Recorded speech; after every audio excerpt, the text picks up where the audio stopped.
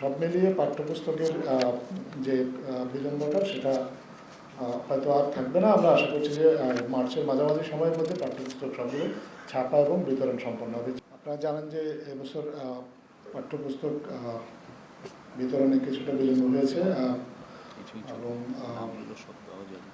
এর মধ্যে আমাদের 39,60,00,000 পাঠ্য বই বিতরণ করার কথা ছিল বিভিন্ন পর্যায়ে। তার মধ্যে 38,29,61,000 কপি ইতিমধ্যে ছাপা হয়েছে এবং এই ছাপা হওয়ার বই আসলে মোট বইয়ের 97.2%।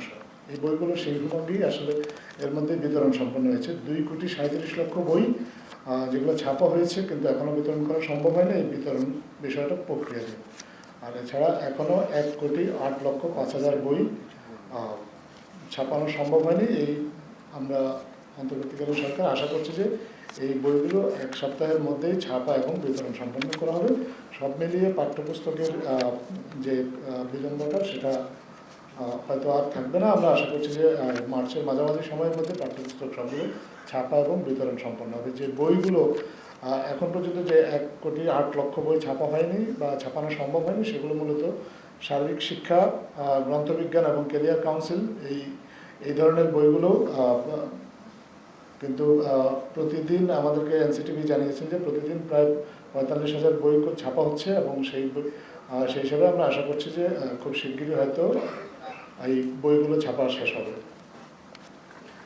সরকারের পক্ষ থেকে একটা লক্ষ্যমাত্রা নির্ধারণ করা হয়েছিল যে আপনার ফেব্রুয়ারি 28 তারিখের মধ্যে সবগুলো বই বিতরণ করা সম্ভব হবে। সেটা সম্ভব হয়নি, কারণ আমদানিকৃত কাগজ খালাস করতে কিছুটা বিলম্ব হয়, সেই বইগুলো ছাপানো সম্ভব হয়নি। তাছাড়া চীনের নববর্ষ ছিল, চীনের নববর্ষের কারণেও কিছুটা এই প্রক্রিয়াটা কিছুটা বিঘ্নিত হয়েছে।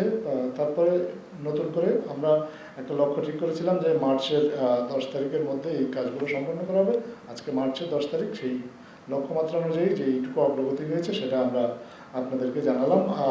এইটার আপনারা অনেকগুলো কারণ জানেন যে এই বছর বই ছাপা হওয়ার বিলম্বর কারণগুলো এর আগেও আমরা আপনাদের সাথে শেয়ার করেছি। প্রথমত হচ্ছে যে এইবার শতভাগ বই বাংলাদেশে ছাপা হচ্ছে এবং শতভাগ বই ছাপা হওয়ার কারণে বাংলাদেশের মুদ্রণ শিল্প আপনার উপকৃত হচ্ছে। আরেকটা জিনিস সরকারের পক্ষ থেকে সবসময় নজর রাখা হয়েছে বইয়ের মানের ক্ষেত্রে।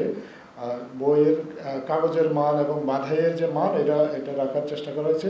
আর একটা জিনিস হচ্ছে যে আপনারা এর মধ্যে হয়তো আপনারা নিজেরা অনেক রিপোর্ট করেছেন যে এর আগের সরকারের সাথে সংশ্লিষ্ট বেশ কিছু মুদ্রণ ব্যবসায়ী, তারা আসলে তাদের সরকারের কাছে গোয়েন্দা তথ্য ছিল, তারা চেষ্টা করেছিল যে এই বইয়ের যে মুদ্রণ এবং ছাপার যে প্রক্রিয়াটা, এই প্রক্রিয়াটা জুন জুলাইতে নিয়ে যেতে, যাতে করে সরকারের ইমেজটাকে ক্ষুণ্ণ করা যায়। এবং আসলে সরকারি ইমেজের চেয়েও বড় জিনিস হচ্ছে আসলে তারা কোমলমতি শিক্ষার্থী, তাদের শিক্ষা কার্যক্রমকে ইচ্ছাকৃতভাবে ব্যাহত করার চেষ্টা করেছিল।